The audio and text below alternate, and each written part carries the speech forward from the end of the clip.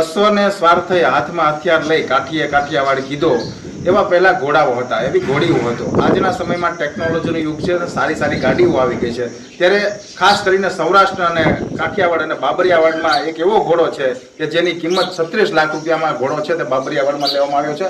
આ દ્રશ્ય તમે જોઈ શકો છો. આ ઘોડા જે છે તેમની હાઈટ પણ 65 જેટલી ઘોડો હાઈટ છે એમની. અને આ ઘોડો છે તે રાજસ્થાનથી લાવવામાં આવ્યો છે અને એની ખાસ કરીને કિંમત છે 36 લાખ રૂપિયા બોલવામાં આવી છે. મારી સાથે એમના માલિક છે, એમની સાથે વાત કરીશું કે કેટલામાં ઘોડો લાવ્યા, ક્યાંથી લાવ્યા, શું આખી વાત. તમારું નામ અને આખી વાત કરો ને, ક્યાંથી ઘોડો લાવ્યા, શું આખી કિંમત. મારું નામ કોટેલા ભગુભાઈ મતલબભાઈ, ગામ રૂમસાપુર. આપણે સાહેબ રાજસ્થાન ઘણા બધા મેં ગામ આટા મળ્યા, પાલનપુર, બનાસકાંઠા, થરાદ અને આપણા ગુજરાતમાં. એ પછી અમને રાજસ્થાન મેસેજ મળ્યા તો રાજસ્થાન આ ઘોડી ઊભી હતી. એ ઘોડી આપણે 36,36,000 બધા છગડા. હા, બધા સગડા. માલિકને શોખ હતો કે મને બધા સગડા કરી આપો. આપણે બધા સગડા કરી અને લાવ્યા. અંદાજે તમારો આ શોખ કેવો કે આજકાલ ગાડીઓ 35 લાખની આવે, 40 લાખની આવે, તો તમે આના 36 લાખ આના કેમ દીધા? હવે એ વસ્તુ એવી છે કે લાઈનના ઘોડાનો અટાણે ભાવ છે 70 લાખ, 80 લાખ, કરોડ. છતાં આપણે તો ઘોડી આપણે એમ ગણીએ કે આપણને એક ભાઈ આપણને એક સબર અને રખાવટની હિસાબે આપી. અત્યારે ઘોડાઓ આપણે વર્ષોથી રાખતા હોઈએ, હજી પણ રાખીએ છીએ. ખાસ કરીને ક્ષત્રિય સમાજ છે, કાઠી દરબાર સમાજ છે, જેમાં ઘોડાઓનો ક્રેઝ પહેલા પણ હતો ને હજુ પણ છે જ, પણ હવે એનું શું કહેશો, આખું અલગ છે? હા, અત્યારે અલગ છે. પેલા કાઠિયાવાડી ઘોડા રાખતા અને સવારી કરતા. અત્યારે કોઈ સવારી નથી કરતા. ફાર્મની અંદર બાંધવાના, રાખવાના, સાચવવાના અને શોખથી રાખવાના.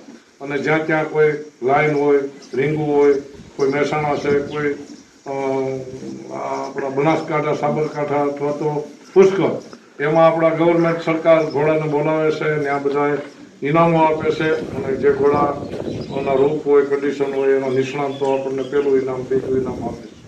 બાપુ, ખાસ કરીને વાત કરવી છે, આ 36 લાખનો ઘોડો છે. હવે આની સામે તમારે ખર્ચો કેટલો, કોણ રાખવું પડે, શું ખવડાવવું પડે, આખી વાત કરો. હવે કમસે કમ 500 થી 1000 રૂપિયાનો એક દિવસ જાય અને આપણે 20-25 હજાર રૂપિયાનો માણસ રાખવો પડે. ખર્ચો તો ઘણો બધો લાગે, પણ એક શોખ છે અને એક ક્રેઝ છે, બે વસ્તુ છે. હજી કાઠી દરબારમાં ત્યાં 99% ઘોડા આજની તારીખે પણ છે. બાપુ, 36 લાખનો ઘોડો અત્યારે લાવ્યા તમે અને થાણ પણ દીધું છે, વછેરો છે, તો હવે તમારી આની અંદાજે કિંમત હવે શું હોઈ શકે અને કેટલી થઈ શકે? અત્યારે આપણી ઘોડીની કિંમત 51 લાખ રૂપિયા બોલાય. પછી એકાબીજાને બોલતા બને આગા પાછું થઈ શકે. આની કોઈ ફિક્સ કિંમત હોતી નથી. કોઈ ફિક્સ કિંમત ન હોય કે ભાઈ કંપની કિંમત હોય. માલિકને ગોઠવાનો, લેવેસ વાળાનો એકાબીજાના મગજમાં બેઠે, બાપ માતા, અને એની લાઈન સારી હોય, એનો બાપ કોણ, એની માં કોણ. આપણે ઓલું કહે ને કે વ્યવહારમાં મોહાળ જોવે. હા, મોહાળ બે પક્કા જોવે. મોહાળ અને માવતર બે ના પક્કા જોવે. ઘોડીની માં, ઘોડીનો બાપ, એ ક્યાં ઘોડો છે, ક્યાં લાઈન નો છે, ક્યાં ઘોડો, એની ઉપર હાલે. આ જે ઘોડી છે 36 લાખની, તો આના બાપ આના માં કોણ ને એની કિંમત તો કેટલી હશે? હવે એમની કિંમત તો એ સલમાનભાઈ 65 લાખમાં. સલમાનભાઈ એટલે આપણે જે હીરો છે, ફિલ્મના હીરો છે, સલમાનભાઈ એ લઈ ગયા. અને આનો બાપ જે હતો મેહુલ શુક્લા કરીને મહેસાણામાં ઘોડો ઉભો હતો, ત્યાંથી અટાણે અમદાવાદમાં વિજયભાઈ દેસાઈ કરીને રબારીભાઈ, એ પણ ખરીદીને લાવ્યા 10 કરોડનું. અને બાપુ, મારે એ ખાસ જાણવું છે કે તમે ક્ષત્રિય સમાજમાંથી આવો છો, કે પહેલા જે 12 વટા થતા હતા અને ઘોડાઓને લઈને જ આખું ઘોડા ઉપર જ સવારી થતી હતી. હવે અત્યારે 35 લાખની ગાડી ચાલી, મેં પહેલા કીધું એમ. આ સમયમાં ને આ સમયમાં તમારા મતે હજી તમે આવું હવે એક આપણે ક્ષત્રિય સમાજને ઘોડા ઉપર પ્રેમ છે અને ઘોડા રાખે છે અને હજી પણ શોખ છે. અને ઘોડામાં તો દુહા છે, ઘણા બધા યુદ્ધમાં ઘોડાઓ બહુ કામ કરે.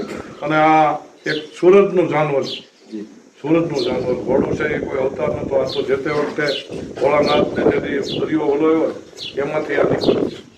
અને દેવમુનિ જનાવર બોલવામાં આવે છે. દેવમુનિ છે તે મતલબમાં ઘોડાની બ્રીડ છે. અને ખાસ કરીને સૌરાષ્ટ્રની વાત કરીએ અને એમાં બાબરિયાવાડનું લુણસાર ગામ છે, જાફરાબાદનું છે. તમે જો તો એનો પરિવાર ઘોડાની હાઈટ છે તે પૂરી છે. એમને થોડા દિવસ પહેલા થાણ દીધું છે અને વછેરો પણ છે.